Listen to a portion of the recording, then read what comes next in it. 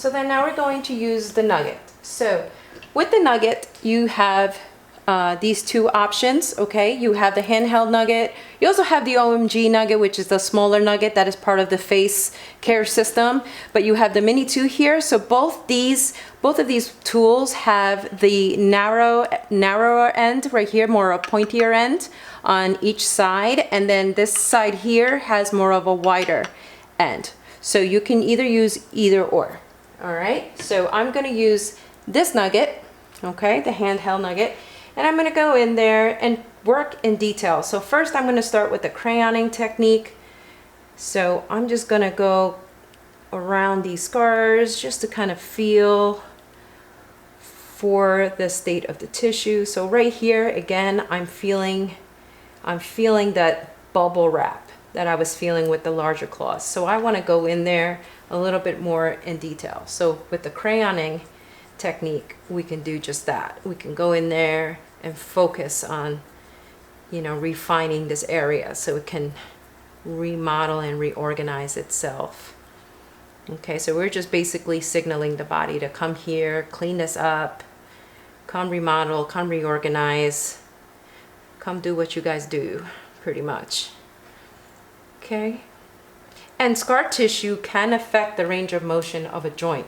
So if we don't stay on top of this treatment over time, this scar tissue here can affect the range of motion of the knee joint. So we want to make sure we stay on top of his treatments and he stays on top of his treatments at home as well.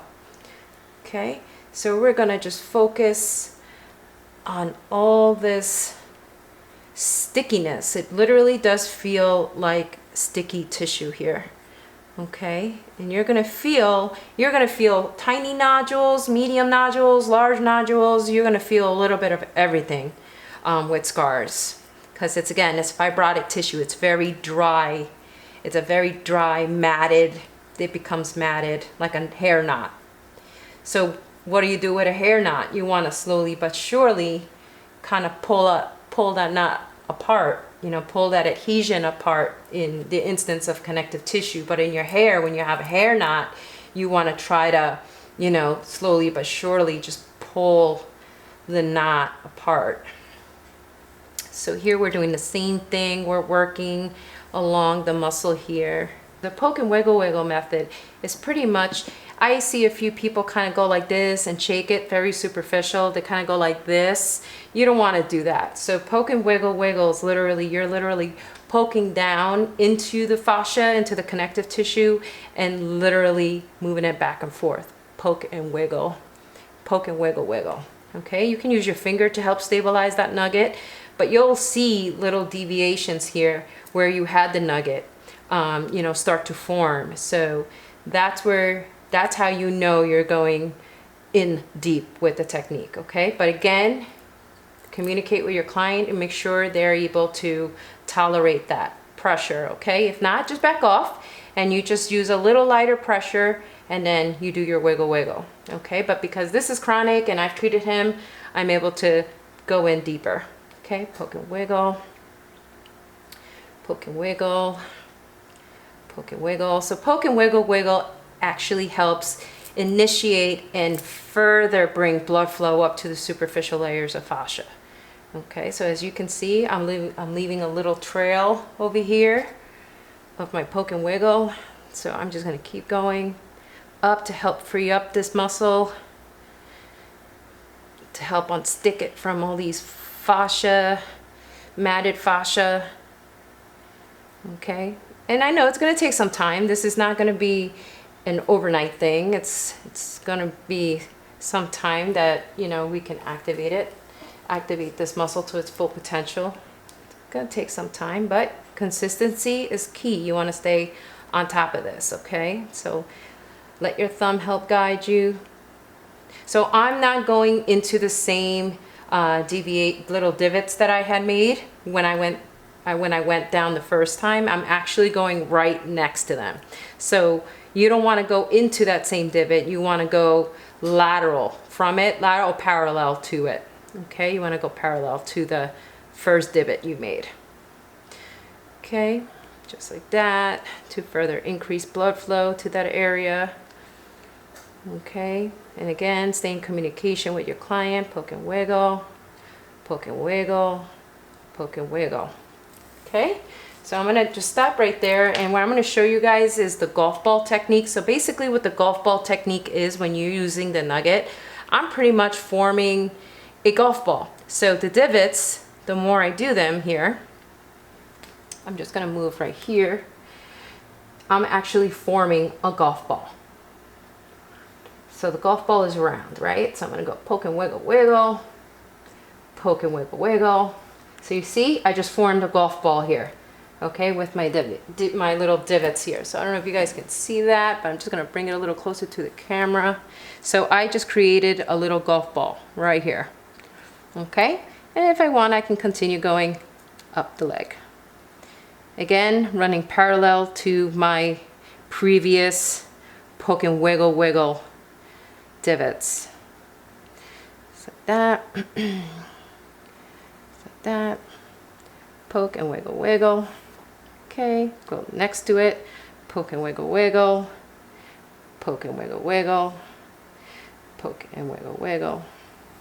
Okay, now if I wanted to, now that's using the wider tip. Now if I wanted to use the narrow tip, I can. That's if my client can tolerate it, okay? Because sometimes the pointier end, it's not really tolerable to some people. It could be a little too much too soon, which is why we start with the wider end. It's more of a break the ice type of thing, that it helps, you know, helps them feel much more comfortable using the wider one. But when you introduce the pointier end, you want to kind of do that gently, not too quick, not too soon, okay? So I'm gonna go in there with the poke and wiggle, wiggle, and check in with them. Is that good? Does that feel good? Is that tolerable? Let me know if it doesn't if it feels like it's too much. Let me know. I'll back off and I'll go back to the wider tip. Okay, so always stay in communication. So here, poke and wiggle. As you can see, we're getting beautiful reaction here. Just like that. Just like that. Poke and wiggle, poke and wiggle, poke and wiggle. In here with the nugget, using the crayon technique, okay, and help mobilize the belly of the vastus lateralis here, okay, and the quads in general. Okay, just like that. Okay, so then after you're done using your crayoning technique and your golf ball technique here, okay, you can then flush,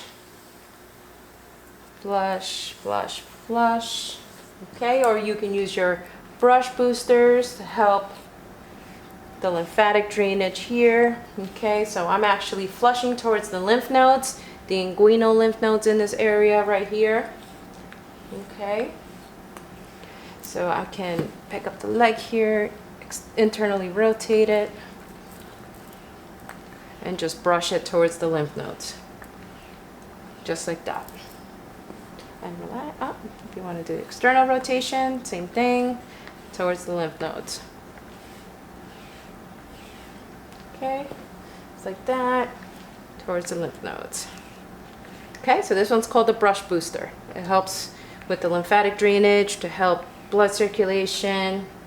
Again, it also helps introduce the fascial blasters as well. It could be used as a prepping tool to help the client feel safe and get them out of that fight and flight. All right. And then if you want to finish, you can then use the after blaster lotion to conclude your treatment.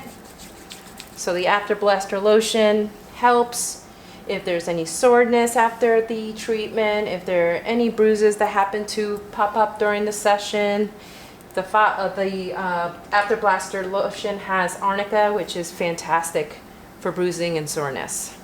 Okay, and then you further flush the area.